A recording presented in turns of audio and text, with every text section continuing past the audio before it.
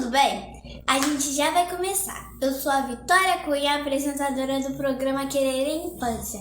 E só para lembrar que a gente está lá na plataforma Todd Play do dia 20 a 28 de março. E é gratuito. É só se cadastrar e clicar no link que está aqui embaixo. Agora a Tatiane Hicks está vindo para falar sobre um papo de infâncias. Sim, é sobre a infância que está em mim e sobre a infância que está dentro de vocês. Curtam bastante. Beijos! Um beijo para você, Vitória. Que bom receber esse chamado das tuas mãos, né? Porque a gente está falando aqui sobre infâncias. Boa noite a vocês que vieram para cá para conversar com a gente. Que noite bacana. Hoje a gente ia ter o lançamento do programa Que Querer. Vai ser lançado na semana que vem, porque tudo tem o seu tempo. A gente vai conversar sobre isso hoje aqui. E vai conversar sobre essa perspectiva da infância. Ou melhor, infâncias. Mitologia iorubana para reinventar o mundo. Eu, como a Vitória já disse, sou Tatiana Henrique, sou mãe e artista, contadora de histórias, e é uma honra estar aqui com a equipe do Que Querer para mediar essa conversa. O Que Querer, ele nasceu na segunda edição do 21 Dias de Ativismo contra o Racismo.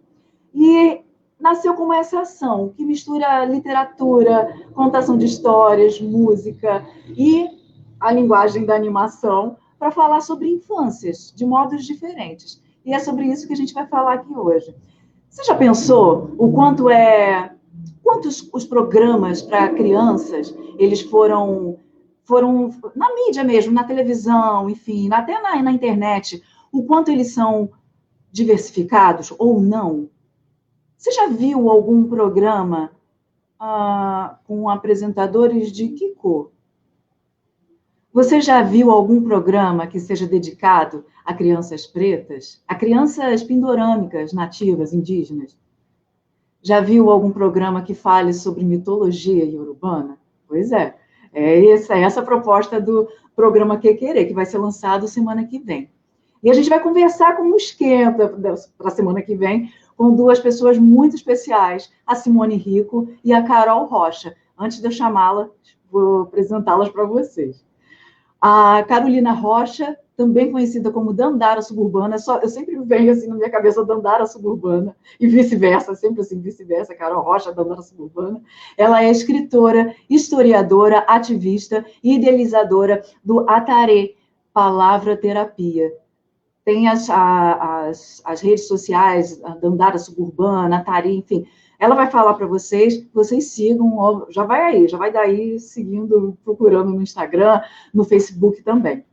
A Simone Rico é mestra em literaturas africanas de língua portuguesa pela UF, escritora e professora no município do Rio de Janeiro e nas pós-graduações do Instituto dos Pretos Novos e na Universidade Cândido Mendes.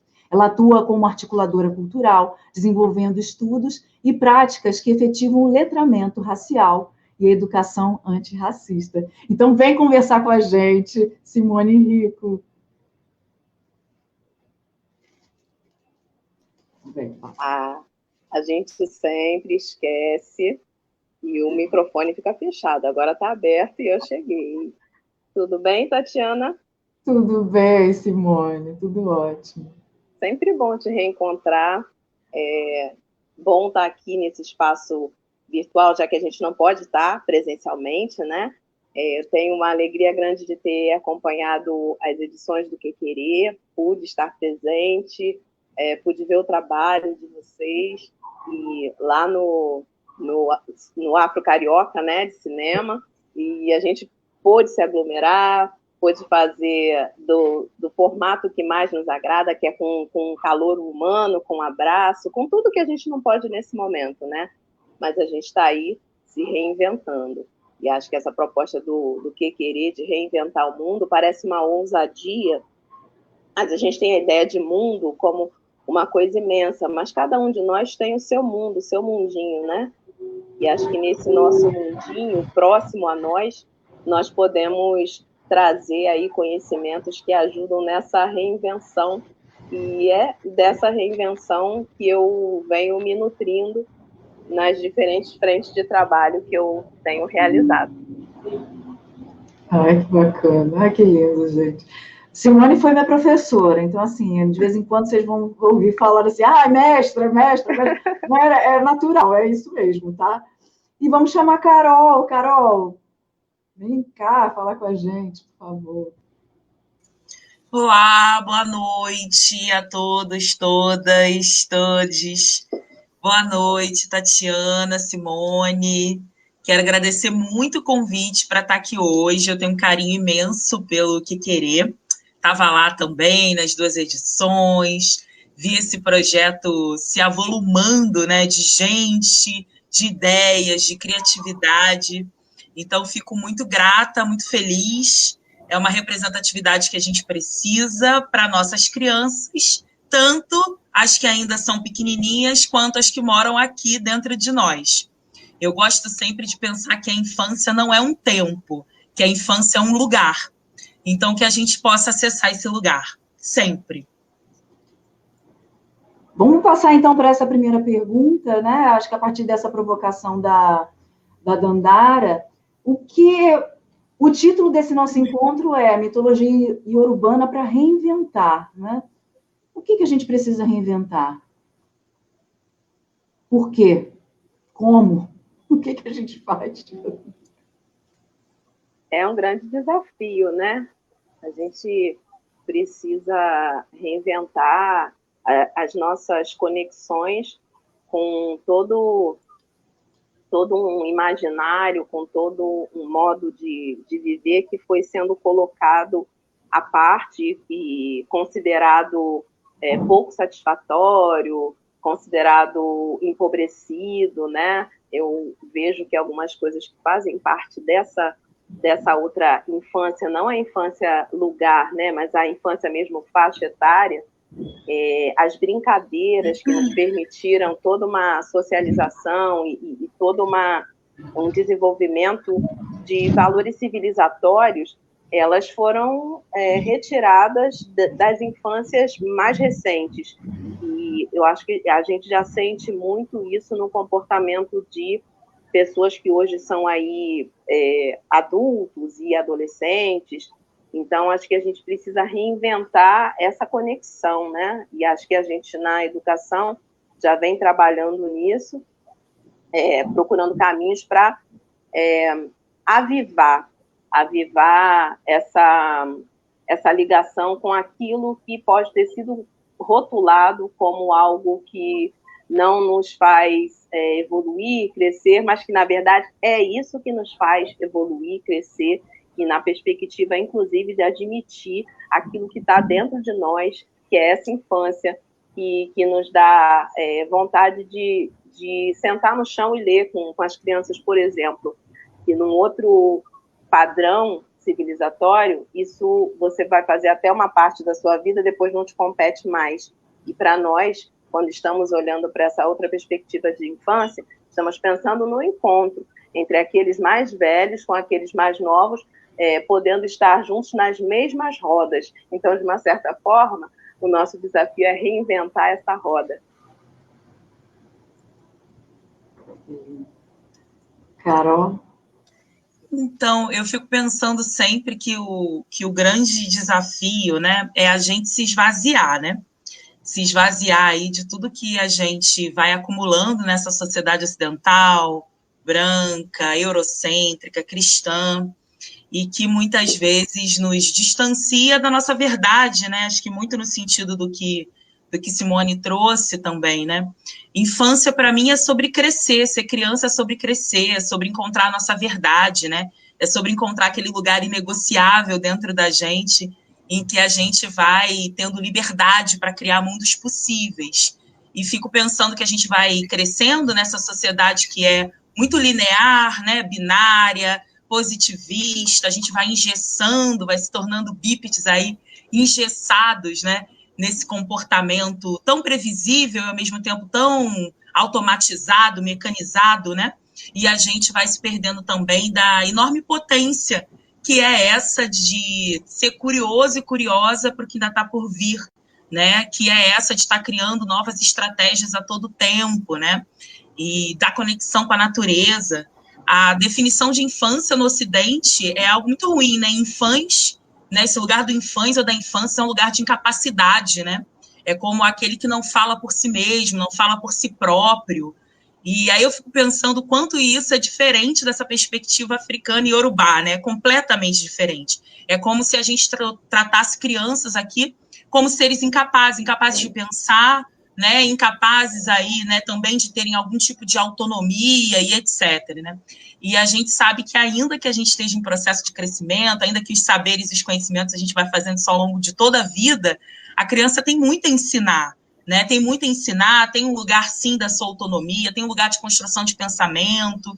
E o que nós aqui, né, tão cheios de opressões, tão cheios de controle, né, com essa ilusão do controle a todo tempo, o que a gente pode aprender também com esse lugar, com essa faixa etária, com esse tempo e espaço.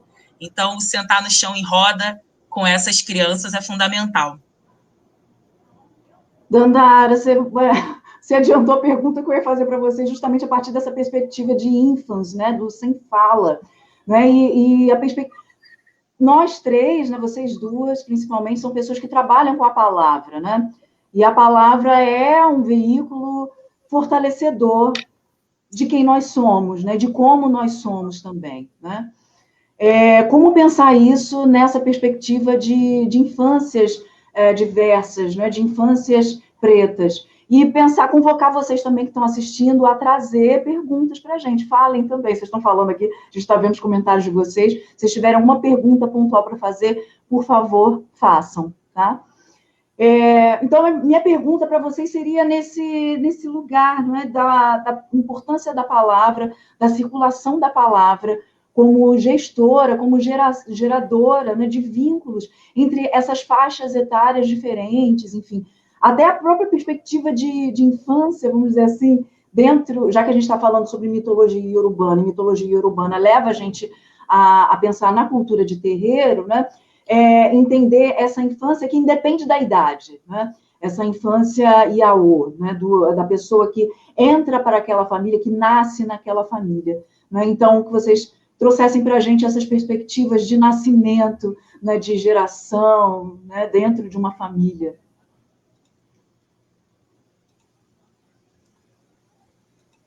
Então, eu estava aqui gritando aqui para minha assistente filha trazer aqui, ó, um caderninho de poesias do Clube Lê da Malê, e é uma poesia uma poesia minha chamada Meta Dizer, né? E aí separadinho assim, porque depois de tanto tempo de silenciamentos de várias formas e em vários espaços, a nossa meta é dizer aquilo que a gente tem vontade e procurando moldar a partir da estética que nos representa e que diz respeito a esse mundo que a gente pretende não só reinventar, mas dar forma a ele, colocar em prática. E ela diz assim: vicejante, sagrada, crua, maturada, boa. A palavra voa, cruza oceanos de exclusão, inclui o dizer de corpos negros no universo literário, liberta, forja outro imaginário. E acho que é um pouco isso, né? A gente tem a família, onde a gente nasce e é gerado, e vai gerando outras famílias, outros dizeres, outros caminhos, outras palavras, e vai gerando também, e vai se incluindo cada vez mais nessa comunidade. E acho que essa comunidade é algo muito importante para prolongar e para eternizar esse nosso sentido de infância. Não infância temporal, mas uma infância constante, de constante crescimento e de deslocamento, né? Porque a gente vai percebendo que vai ocupando diferentes lugares nessa roda aí que está formada. A gente foi a menina, depois a gente se torna a mãe, depois a gente se torna a mãe das nossas mães, né? Que é um momento que algumas de nós estamos tendo o privilégio de viver. Então, a gente faz, dentro dessa comunidade, uma circularidade que a gente só consegue vivenciar com prazer, eu acho, quando a gente está vinculado com a importância de cada um desses lugares. Então, Acho que pode não ser exatamente o que a Tati trouxe, mas é o que eu sinto vontade de falar, a partir dessa percepção da nossa... do que é família, do sentido ampliado de família, né? Que família também não é só esse grupinho que está aqui na minha casa. Família é tanta coisa, né? Família está em tantos espaços. Família é o grupo que trabalha comigo, o grupo que trabalha mais próximo e o grupo que trabalha em rede, como a gente está trabalhando aqui. Então, acho que é por aí, e a Dandara agora complementa. Eu acho que tem uma coisa interessante, né? Tem uma pesquisadora aí de infância, de poesia, que é a Márcia Cristina Silva, e ela fala que a infância é a promessa do começo, né? Que a infância não cessa de começar, né? Aquele estado em que tudo está começando. Então, ela diz o seguinte: numa sociedade extremamente controladora e conservadora como a que a gente vive, né? Dentro desse Ocidente, é muito perigoso o que é indeterminado, né? O que não pode ser controlado, o que não pode ser totalmente previsível, né? Então, você vai, aos poucos, domesticando, né? Dando conta aí, né? De domesticar, né? E também, de certa forma, né? Punir tudo isso que tem esse estado de liberdade. Aí o Manuel de Barros, ele brinca também dizendo que para o poeta voltar à infância, ele precisa desaprender a língua, né? E aí esse desaprender a língua, eu também acho muito bonito, que é esse sentido, né?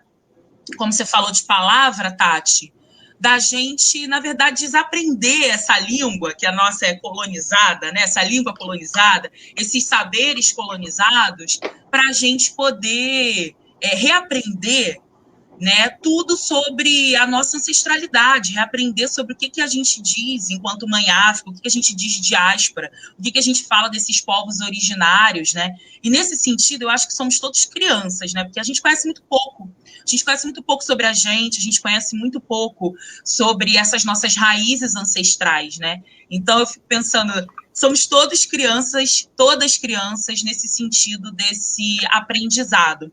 Aí eu fiz um poeminha, e aí eu fiquei também inspirada aqui pelo poema e pelo texto lindo aqui de Simone, que eu fiz um poeminha que fala um pouquinho sobre isso. Acho que eu vou me expressar melhor no poema. Gente, eu tô super nervosa, assim. Estar com essas mulheres, para mim, não é algo simples, né? Preciso dizer isso, porque são mulheres que eu admiro, né?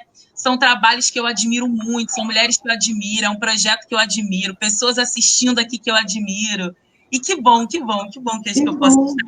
Que bom que eu posso estar aqui com borboletas no estômago. Tem tudo a ver com ser criança. Ancestralidade é o cheiro da terra na sola dos pés dos pequenos. É o som do sal que mora nas ondas correntezas do teu peito. E também o gosto das luzes coloridas que iluminam as quadrilhas em noite de festa junina. Ancestralidade tem formato de empadinha, coisa pouca, que tu pode botar inteira na boca, mas esfarela rápido, ocupando a pele toda. É o ruído dos sonhos que tive contigo antes mesmo de te conhecer. O toque suave do suspiro derretendo na língua, são seus dedos se aventurando para embaraçar meus nervos, povoados de fios crespos. Ancestralidade é o avesso do começo, o cheiro quentinho de desejo fresco, é o melhor do mal e o bonzinho sem sossego. A imagem do que só sinto quando não te vejo, o côncavo e relutante movimento de abraçar a si mesmo. Ancestralidade jorra e transborda no seco, mastiga com paciência as bordas do silêncio. Frente envergonhada para o teu audacioso medo. É o antídoto cheio de veneno, a cura adoecida que investiga de lupa as boas saídas. Ancestralidade é magia, inversão, poesia, esforço saboroso para enxergar além do que alcança a vista. Anciã faceira sobrevoando fogueiras, crianças míopes com medo de puxar maçanetas. É o final de um longo discurso mudo, a imensa sabedoria contida no lúdico. Ancestralidade é a negra loucura, não pautada, desprezada, a subversão de todas as lógicas, a lembrança de um futuro construído fora de casa, o instante exato de amolar o fio e passar a navalha, o sangue quente que corrói tudo e constrói do nada. Eu gosto muito desse poema, porque eu acho que ele brinca, né, com essas inversões, com as palavras, com essa coisa do lúdico. E aí lembro sempre de Audre Lorde, né, que ela diz que escrever poesia, ensinar alguém a escrever poesia, é ensinar essa pessoa a ser como ela é. Né? Então, eu penso que poesia e infância são coisas que têm isso em comum. Uma sociedade controladora e conservadora teme esses dois estados, tanto da poesia, que é esse estado genuíno de ser o que é, quanto da infância, que é esse estado do indeterminado e do que não pode ser controlado. Né? Então, nesse ponto, acho que poesia e infância tem tudo a ver. Acho que a gente só constrói poesia, só fala em poesia, porque a gente acessa esse lugar dentro da gente. Ai, que beleza, gente. Que lindeza. É lindo, que lindo, que lindo, que força. A palavra, né, gente? A força da palavra. A palavra ancestral, a palavra que vem de longe, a palavra que nos reinventa, que nos reposiciona no mundo. Mulheres, normalmente, usualmente em lives a gente fala meninas, aqui não, mulheres. É isso, né? Essa é a palavra mais próxima, né, dessa potência aqui. Mitologia tem uma carga ocidental que às vezes é bem pejorativa, né? No sentido de colocar, justamente localizar, prender uma narrativa num tempo X, né? E lá atrás, algo pitoresco, algo que é o exótico, né? Ou seja, fora da ótica padrão, né? da norma deste recorte temporal, espaço-temporal, disso que a gente vai chamar, que alguns podem chamar de agora, né? Mas que dentro da nossa filosofia, do nosso modo de pensar, de entender o mundo, o agora está no antes, está no depois, né? É tudo espirálico, né? Vamos lá. Mitologia, então, para a gente, né? Ela nos coloca, então, nessa espiral, né? Nessa dança com a vida, né?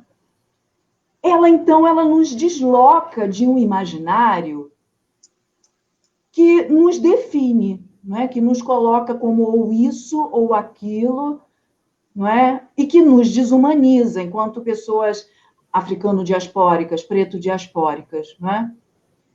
As mitologias iorubanas, não é? Que é um pouco essa tônica, mas a gente pode alargar um pouquinho para mitologias de outros povos africanos, não é? Os Dogon, os Choko, enfim, né? Vários.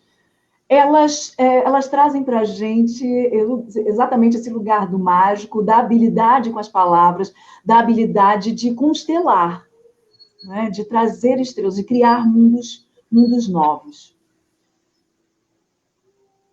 A mitologia, ela nos humaniza. Como é essa relação? Quando vocês descobriram a mitologia... Qual foi a primeira vez? A primeira pergunta, na verdade, isso tudo para fazer a seguinte pergunta. Vocês lembram qual foi a primeira vez na vida em que vocês ouviram um Itã? Olha... E o que isso causou em vocês? Para vocês que estão aí como público também, respondam, coloquem aqui nos comentários. Acho que perguntar isso, né, é interessante para mim, e pelo que eu conheço da Dandara, acho que as respostas vão ser bem diferentes, né?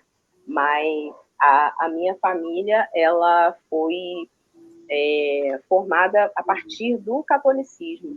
Especialmente, a minha família tem uma coisa quase que de começar na minha avó, porque mãe solteira, ela engravidou de um português que foi ali buscar os documentos em Portugal e não voltou até hoje. E ela se apegou muito na fé católica, então todas as outras entradas de narrativa, de saberes da tradição africana, ficaram muito estacionados. Então eu demorei muito a ouvir um Itã e a entender que o Itã trazia toda uma possibilidade filosófica, porque eu, na infância, vivi algo que eu estou me deparando com uma situação muito presente hoje, das crianças, por exemplo, na escola, estarem vivendo essa interdição e de uma forma muito mais severa, né? Uma proibição. Então, eu demorei muito a tomar contato com o texto de um ITAM e a entender que o ITAM não era aquilo que diziam, que não trazia aquele mergulho somente no religioso, porque é isso que eu falei, pensar, autoconhecimento, conhecimento de toda uma tradição cultural. E aí eu fui fazendo tudo muito naquele período, Tati, que eu dei aula para você, que foi uma das primeiras turmas que eu dei aula. Eu estava terminando o mestrado, e quando eu fui fazer o mestrado em literaturas africanas, eu já contei essa história mais 300 mil vezes. Na entrevista, me perguntaram, mas você fez 2 disciplinas de literaturas africanas, você quer fazer um mestrado? E aí eu disse, bom, talvez seja por isso, porque eu entendo que eu sei muito pouco e acho que esse é um bom lugar para estar pesquisando e conhecendo mais e também devolvendo alguma coisa com essa pesquisa.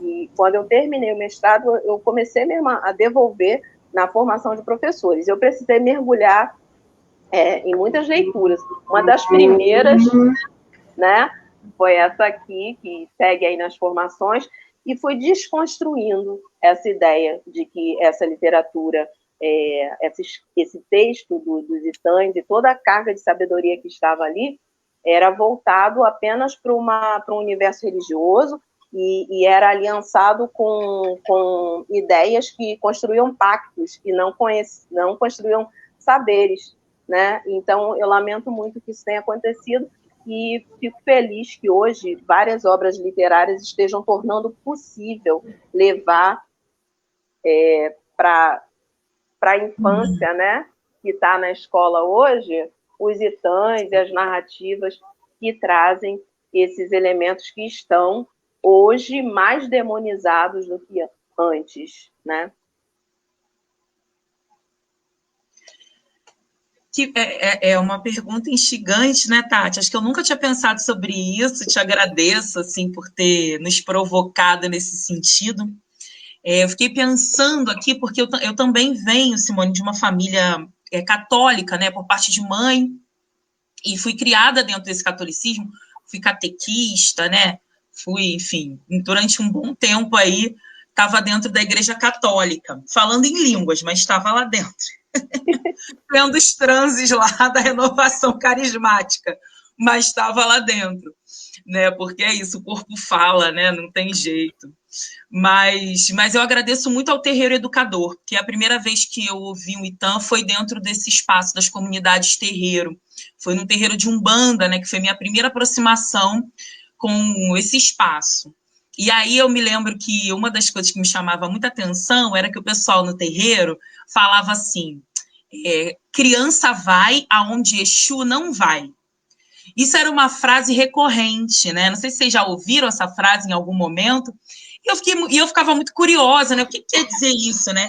Criança vai onde Exu não vai. E aí eu me lembro que me explicaram, né? Dizendo assim, olha, a gente escuta o Exu, pede para Exu abrir os caminhos, e aí como era Umbanda, estava falando tanto de Exu Bara, né? Exu Orixá, como também das diversas, né, entidades que estão aí no nosso cotidiano, né? Os Exus todos, todas as falanges, as pombogiras, nos auxiliando aí a lidar com esses problemas aqui, né? Dessa terra, desse mercado aqui do AE. E aí as pessoas falavam, olha, a gente cultua Exu, pede para ele, pode contar com Exu, mas existem coisas tão delicadas e difíceis de solucionar, né? E existem mistérios tão profundos que só a energia das crianças mesmo para poder resolver. E aí eu ficava curiosa, né? Até o dia que me sentaram numa esteira no chão e contaram o ITAM de Ibeje, que é o ITAM onde Ibeje, né, os 2 irmãos, né, gêmeos, eles enganam o Iku, que é a morte, né? Então, esse foi o primeiro ITAM que eu ouvi. E aí eu fiquei pensando assim, olha que coincidência, né? Porque é um ITAM que fala de beijo de criança, que é o nosso tema aqui também hoje. Então, tinha uma comunidade, assim, contando rapidamente, né? Acho que Tatiana faz isso, e Simone, de forma muito melhor, né? Mas contando rapidamente, você tinha Iku, que é a morte, estava se aproximando, né, de uma comunidade, de um povoado, todo mundo tentou fazer de tudo, né? Todos os artifícios e instrumentos para poder afastar a Iku, sem obter sucesso. E foram as duas crianças gêmeas que começaram a tocar, né? E eles revezavam, como eram gêmeos, né? Como são gêmeos, eles revezavam nos seus toques, né? E era um toque tão contagiante que Iku não conseguia parar de dançar. E quando um cansava, o outro ia e substituía. E aí Iku não resistiu, teve que parar para fazer o acordo, né? Parar para negociar com as crianças. E aí as crianças negociaram que parariam de tocar se Iku se afastasse, né? Se afastasse ali daquela terra, daquele povoado, daquela comunidade. E Iku, então, cumpriu o acordo. É muito interessante porque nos Itãs existe muito sentido de troca, né? A troca está o tempo todo dada, né? Não tem esse binarismo entre bem e mal, mas existe troca. E existe troca justa, né? Então, as pessoas fazem trocas justas, né? Dentro desse mercado aí, que é essa possibilidade da vida, né? E que é muito diferente da sociedade opressora que a gente vive, né? Que você não tem essa possibilidade das trocas igualitárias, né? Você tem forças desproporcionais, né? Aí você tem a enganação e tudo mais, né? De uma forma, enfim, bastante controversa. E aí eu lembrei que foi nesse momento que eu escutei pela primeira vez um Itã, guardei isso e fiquei com esse carinho, porque também a primeira vez que eu entrei num transe espiritual dentro da Umbanda foi com uma energia que é de criança, né? Na época que era Mariazinha da beira da praia.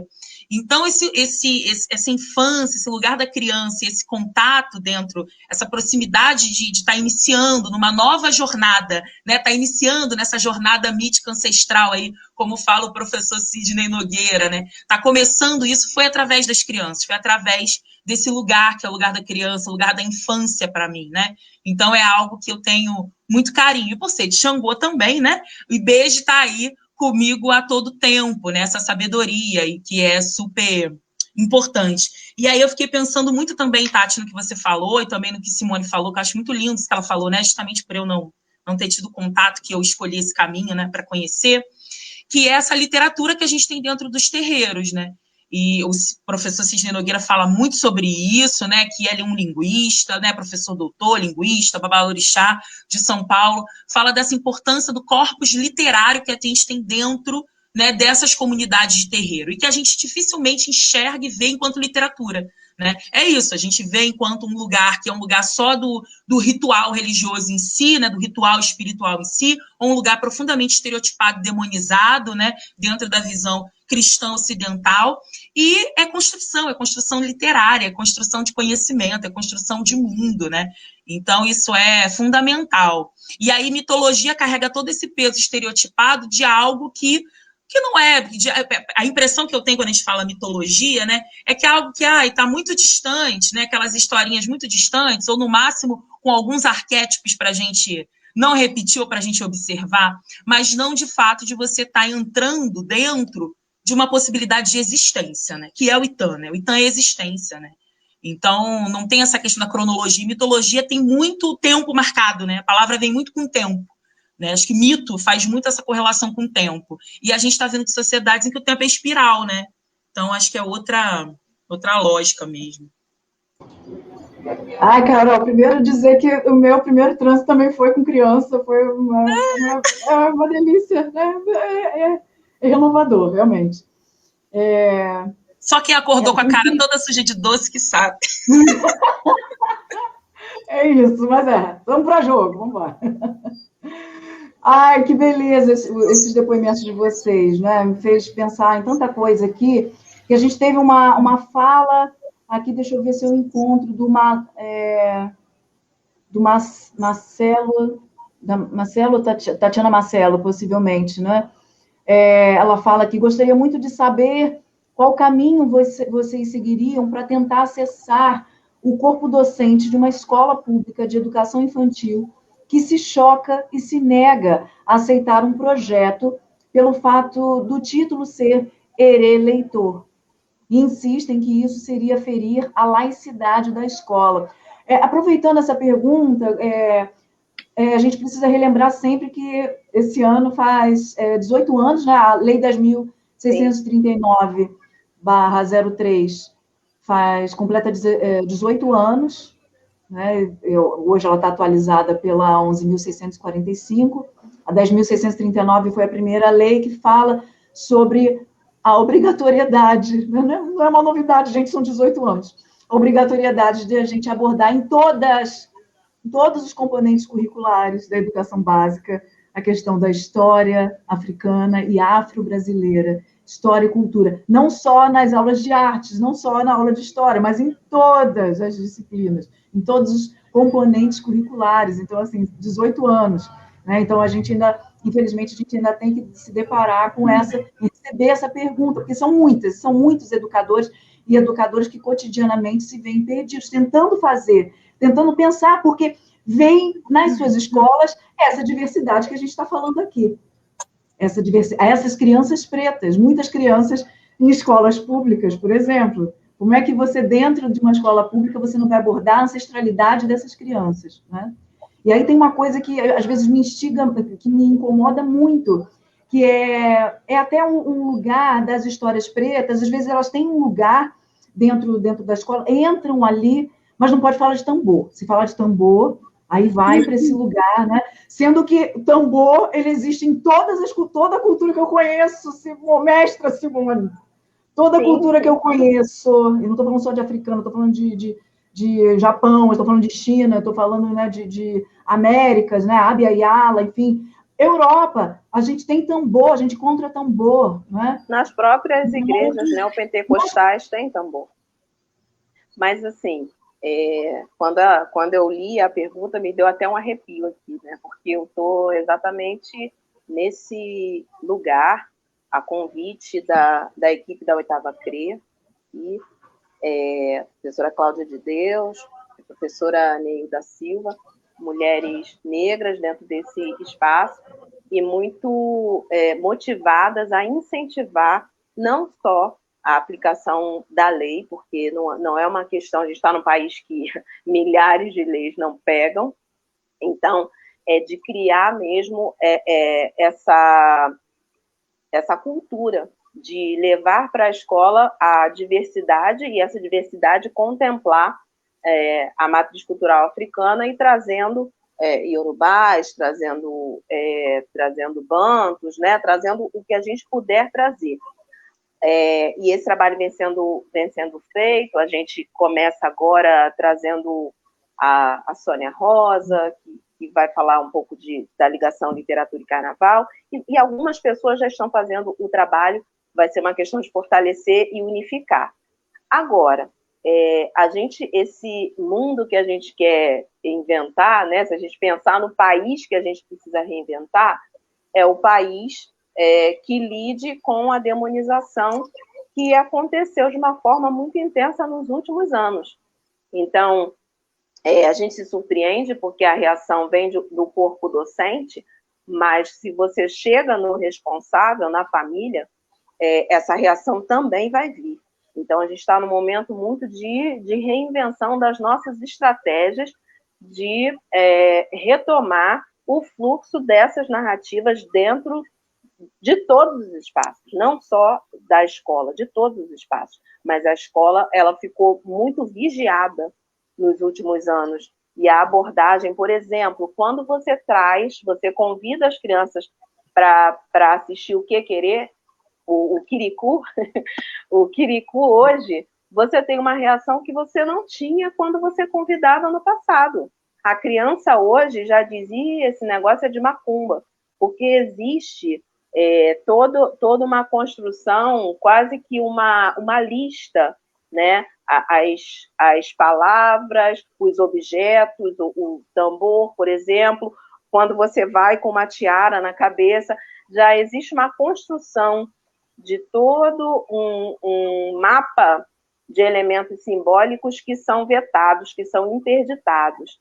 Então, certamente, essa mesma escola ou algumas dessas pessoas que vão se preocupar com a laicidade em relação a um elemento dessa nossa matriz cultural e urbana, e que está também ligado às religiões, não vão se preocupar se for um elemento neopentecostal colocado ali e lido para as crianças, por exemplo, dentro da aula de religião. da disciplina que existe na escola. Então, a gente precisa hoje entender que a escola é uma comunidade e que essa comunidade ela vem sendo alvo de uma censura constante, de uma demonização de elementos e de pessoas. Nós, professores, também estamos muito rotulados e muito cerceados dentro desse espaço de construção. Então, como fazer?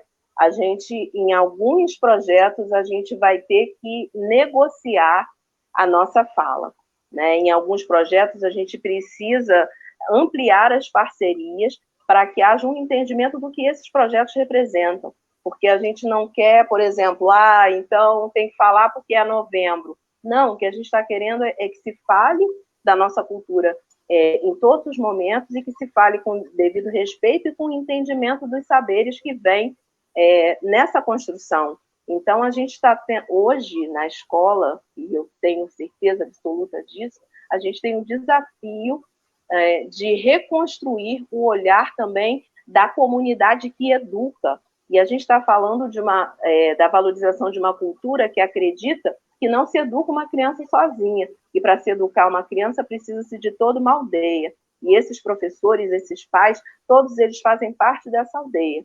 Então, a nossa tarefa, acho que foi a Tatiana, né, que colocou a pergunta, a nossa tarefa talvez nos exija respirar um pouco, fortalecer, reconstruir as parcerias com esses nossos pares, com essa nossa aldeia, e talvez voltar a trabalhar alguns projetos que agreguem nesse momento, para trabalhar a seguir outros projetos que sejam vistos com o olhar esclarecido ou enegrecido, no sentido, né, genuíno da palavra, para aceitar a diferença como valorização e não como depreciação, né? E para entender, e aí muitas vezes a gente usa o sentido mitológico, né, de todo esse panteão mítico que para os espaços religiosos são orixás,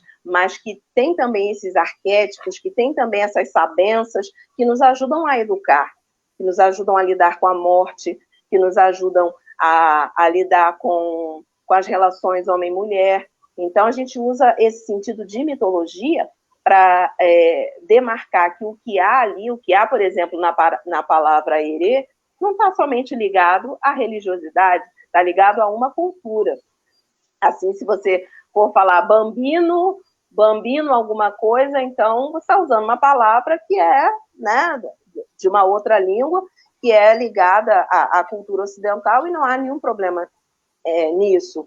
A palavra erê, ela pode ser usada dentro do contexto do terreiro e também pode ser usada fora, mas no momento que nós vivemos, que vem sendo construído e demonizado, a gente precisa reencontrar as conexões para que essas palavras sejam compreendidas pelos educadores como caminhos para educar. Então, a gente vai precisar, sim, reconstruir as nossas parcerias. Como isso vai ser feito? Fazendo, buscando e encontrando caminhos que não serão únicos. Como a gente vai fazer isso dentro de uma determinada escola? Vai precisar encontrar dentro dessa escola, tomando a lei como apoio, tomando as estratégias de formação e de ampliação de conhecimento, para que esses valores, essas palavras, sejam vistas além do sentido religioso que elas têm, com um sentido cultural que pode estar no espaço laico, que é a escola, sim, porque pode não estar remetendo diretamente à religião, mas a uma forma de nomear a infância, de nomear a criança, o menino, a menina. Então, é um trabalho a longo prazo, é um trabalho cansativo, e que todos nós continuemos a buscar as ideias, os caminhos, para que a gente possa trabalhar com isso, com a importância, com a leveza e com a beleza que esse trabalho exige, porque a todo momento nos convocam para a briga e nós não queremos brigar. Nós queremos educar, valorizando a diversidade e respeitando todas as culturas.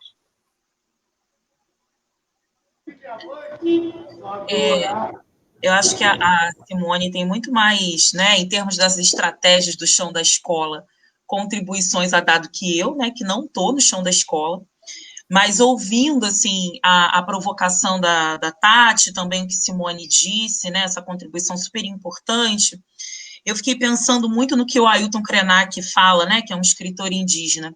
É preciso adiar o fim do mundo para contar mais história, né?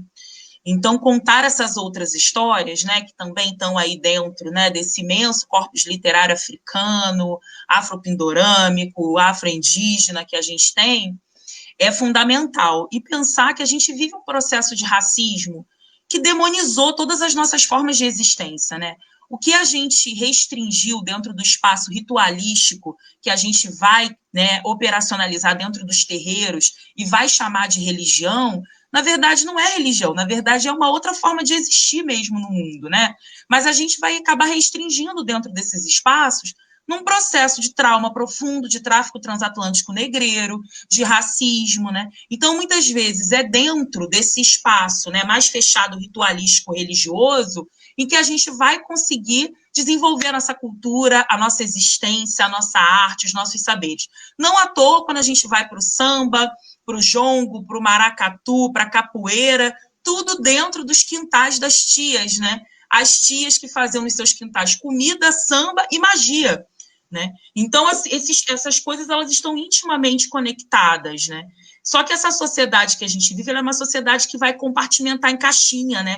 Ela cria conceito, ela cria 1000 conceitos, ela fragmenta a gente de 1000 formas, então a gente precisa ficar ali preso às caixinhas. Então, a caixinha da religião é um espaço tal que está restrito à religião. Bom, isso só vale para a gente, porque o cristianismo ele é usado deliberadamente, né, enquanto educação, em todas as instituições que a gente conhece. Inclusive, o nosso modelo educacional é cristão, é jesuítico, né? Então, assim, aí isso não tem problema, né? Mas aí o problema é quando você tem a coisa de preto, né? Que o jornalista aí, o William Vac, né, traduziu perfeitamente. É coisa de preto, né? Essa coisa de preto é que é o problema, né? E aí que vai sofrer ofensivas, vai sofrer violência. Então, Tati falou do tambor. O tambor, magia, né, gente? O que é magia? Você chega na escola, você pergunta para a criança o que é magia, as crianças vão dizer magia é macumba, né? Macumba, que é um instrumento que virou uma definição, né, de toda uma ritualística. E você chega, por exemplo, para falar de magia, todo mundo faz magia, né? A gente faz magia o tempo todo, não só em espaço religioso, né? Mas a Igreja Católica é essencialmente mágica. A gente tem uma religião, por exemplo, que você tem uma água benta, que você tem no domingo de Ramos, o padre lá com aquelas folhas que dá uma surrinha na gente básica, né? Dá uma estacada nas nossas costas para ver se a gente está bem acordado, para fazer uma limpa. É um ebó, né? É um ebó, a gente tem erva, a gente tem incensário, a gente tem a Santíssima Trindade. O que é a Santíssima Trindade se não é magia, né? Qual é o entendimento disso se não é magia, né? Então, eu gosto muito quando a Macota Valdina ela fala que magia é códice, né? Nós temos o nosso e a branquitude tem o deles, né? A diferença, né, é que eles nos chamam de feiticeiros, aí parafraseando Macota, porque eles não sabem decodificar o que nós codificamos, né? E eles ficam com outros títulos, né? Como, por exemplo, ciência, né? Mas aí, se você for olhar a estrito, né, no miudinho ali, o que a Pacheco faz é o que as nossas benzedeiras, rezadeiras, mães de santo fazem, inclusive aonde o SUS não chega, em vários lugares, né? Mas elas ficam com o pacto com o diabo, né? E a ciência não, a ciência é esse lugar inquestionável, né, que a gente tem, né? Inclusive dentro de um capitalismo, de uma indústria farmacêutica. Então, acho que são muitas questões para a gente pensar, desmistificar, né? O que não é fácil, né? A gente vê aí, né, para falar de escola pública, de chão da escola, é impossível não falar da Janete, que está aqui assistindo a gente, e que foi a mulher que mais me levou para o chão da escola na vida, né?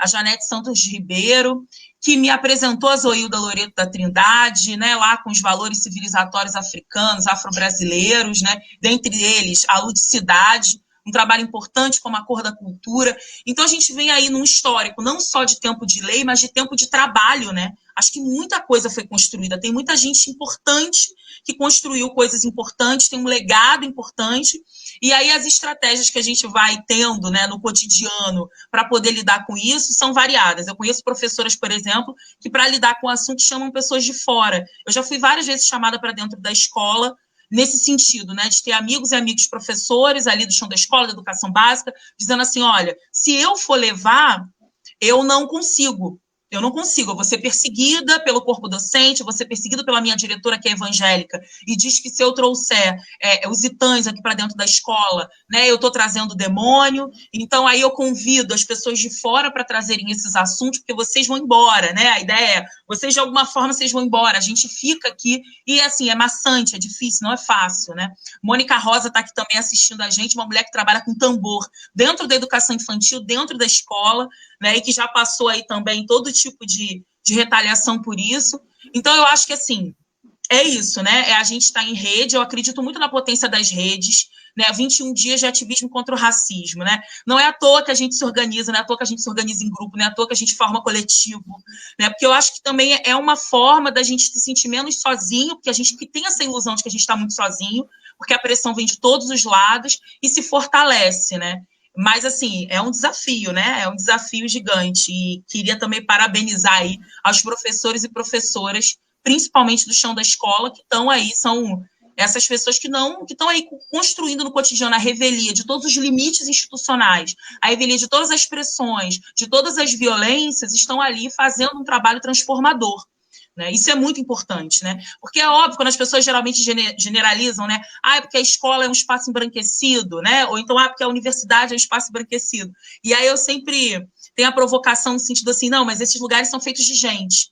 Então, assim, e gente é movimento, né? Então, tem gente se movimentando o tempo todo. Então, ainda que os estatutos, ainda que o formato, né? E ainda quem segure a chave da escola, né? Que a gente tem notícia até disso, de botar dentro do sutiã a chave da escola e dizer que a pessoa não vai entrar para dar aula porque o tema é falar de África ou falar de espiritualidade de matriz africana, ainda que tenha essas pessoas nos centros de poder querendo controlar, dominar e demonizando, na prática, né, gente, né, é muito mais, é menos previsível, gente, é muito mais incrível. Então, eu agradeço aí aos professores e professoras que estão fazendo esse trabalho incansável.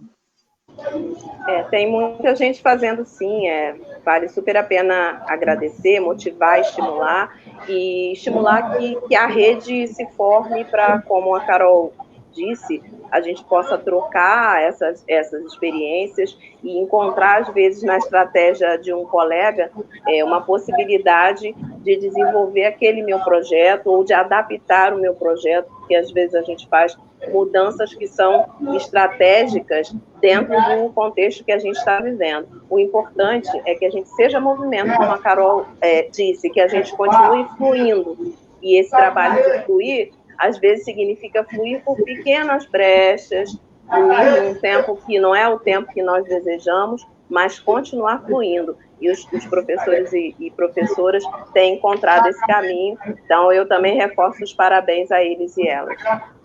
Pessoal, eu estou aqui no papel de mediadora, eu teria muita coisa para falar também, mas eu não vou falar, porque a gente precisa finalizar, a gente só tem 7 minutinhos, então eu vou chamar agora o vídeo. Que querer? Um teaserzinho. Gente, que absurdo, a gente precisa de mais tempo. Mas é isso. A estrela. Eu quero muito ver esse vídeo também. Produção. E vamos ao que querer!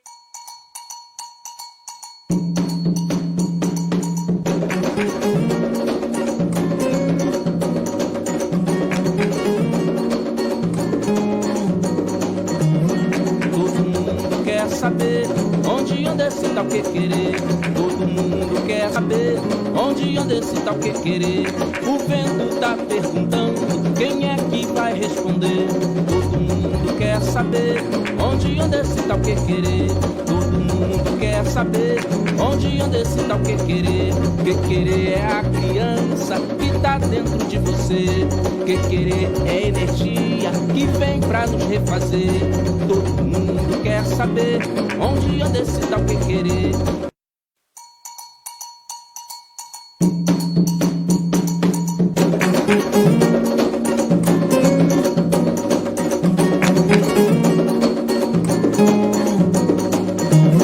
Todo mundo quer saber onde anda esse tal que querer.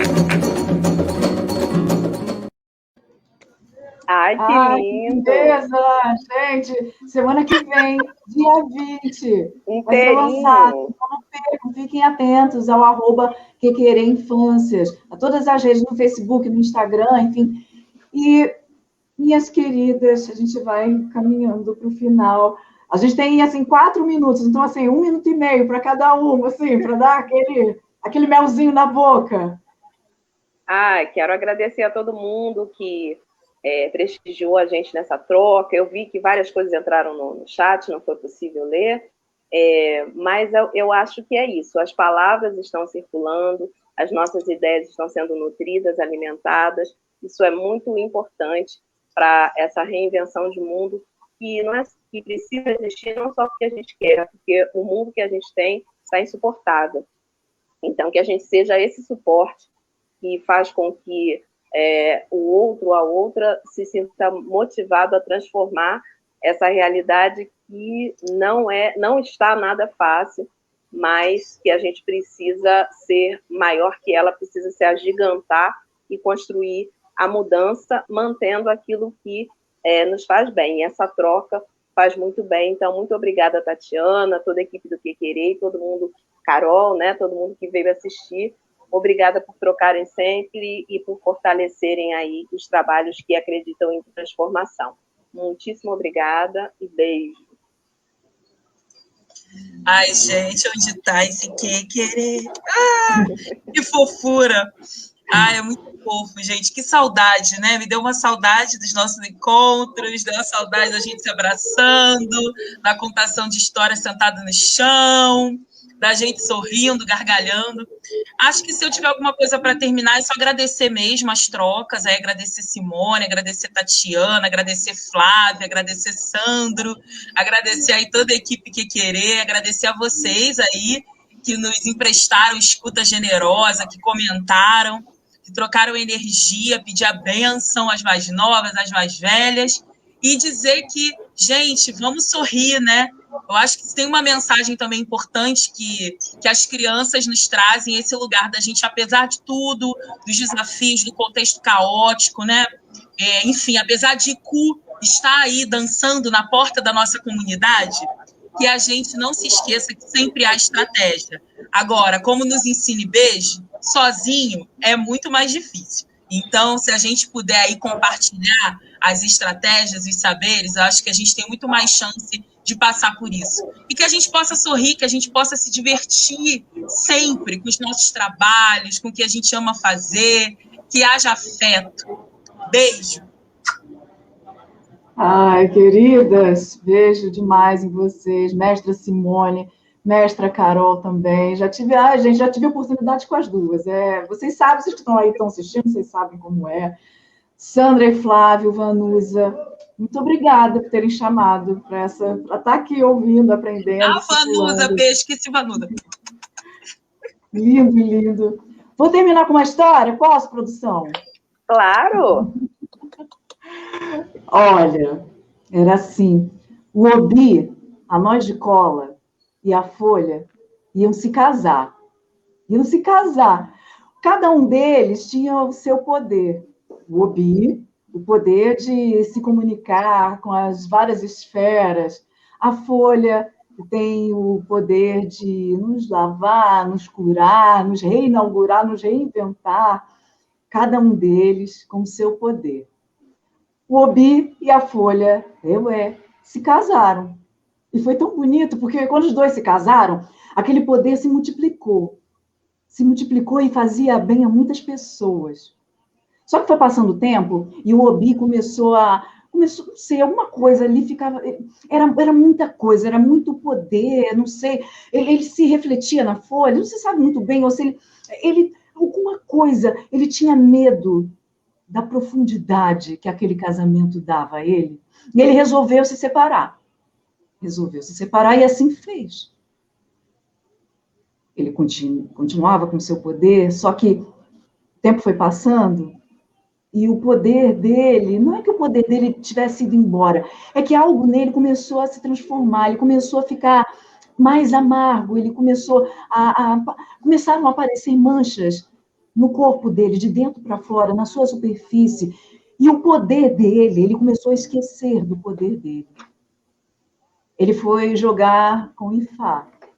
Ifá, depois que jogou, disse: ai, Obi, a sombra tem medo do buraco profundo? A sombra tem medo do buraco profundo? Do que é que você tem medo? O Obi entendeu tudo e voltou. Voltou a viver junto com a folha. Ele entendeu que o poder dele não se perdia, o poder dele só se reinventava, se modificava, se multiplicava. Qual é o teu poder? Qual é o poder que as histórias que você tem, as histórias que você conta, que você ouve, fazem na tua vida? Simbora multiplicar poder? Beijo grande, até semana que vem. Tchau. Que linda! Simbora!